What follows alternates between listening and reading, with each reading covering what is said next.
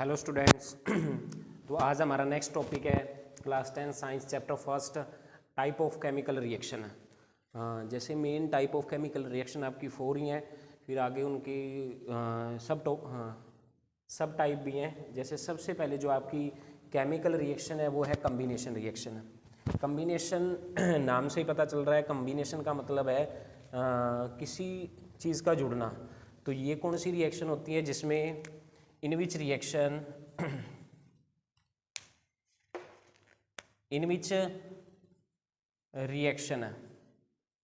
Reaction के अंदर क्या होता है, टू और more than two reactant makes क्या करती हैं, सिंगल प्रोडक्ट बनाते हैं। क्या बनाती है? Makes a single product, that is called क्या कहलाती है ये कम्बिनेशन रिएक्शन। कम्बिनेशन का मतलब है जिसके अंदर दो या दो से ज़्यादा रिएक्टेंट मिलके एक सिंगल प्रोडक्ट बनाते हैं, उसे क्या कहते हैं?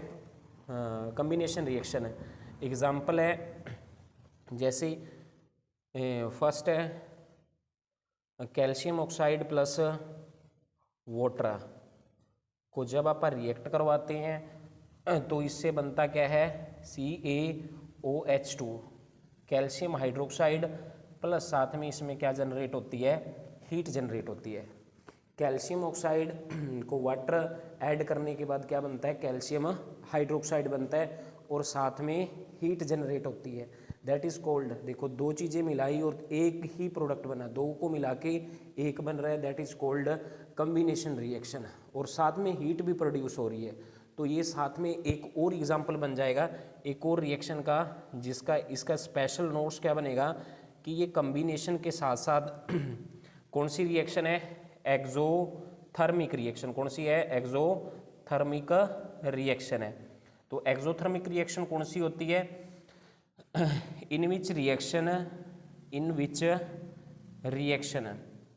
प्रोड्यूस या फिर रिलीज या फिर प्रोड्यूस क्या होती है, एनर्जी प्रोड्यूस होती है। एनर्जी किसी भी फॉर्म में हो सकती है, हीट की फॉर्म में हो सकती है, इलेक्ट्रिसिटी की फॉर्म में हो सकती है।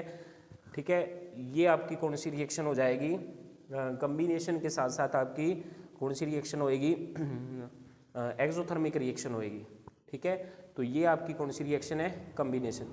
तो एक्सोथर्मिक का एक और एग्जांपल देखो, जैसे आपका लेसन 5th है, लाइफ प्रोसेस है, इसको कंबाइंड करेंगे क्योंकि जब तक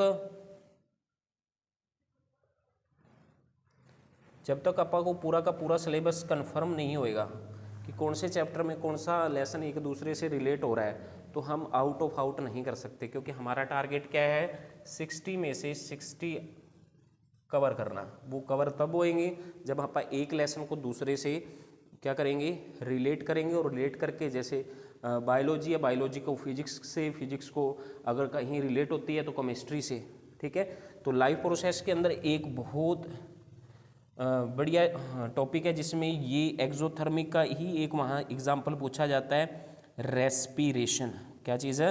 रेस्पिरेशन है। रेस्पिरेशन में क्या होता है कि जो ग्लूकोज है, ग्लूकोज जो भी हम चीनी वगैरह कार्बोहाइड्रेट खा रहे हैं वो किस में कन्वर्ट होता है, ग्लूकोज में, ब्लड के थ्रू हमारी सेल के पास पहुंचता है। और जो हम ऑक्सीजन ले रहे हैं उसके थ्रू जो ऑक्सीजन हमारी बॉडी में जा रही है वो सेल के अंदर ग्लूकोज का फॉर्मूला क्या होता है, C6H12O6। इसके साथ जब ऑक्सीजन, ठीक है, ब्लड के थ्रू सेल में पहुंचती है तो रिएक्शन होती है, और रिएक्शन के थ्रू क्या होता है, इसमें से कार्बन डाइऑक्साइड प्लस वाटर और साथ में एनर्जी।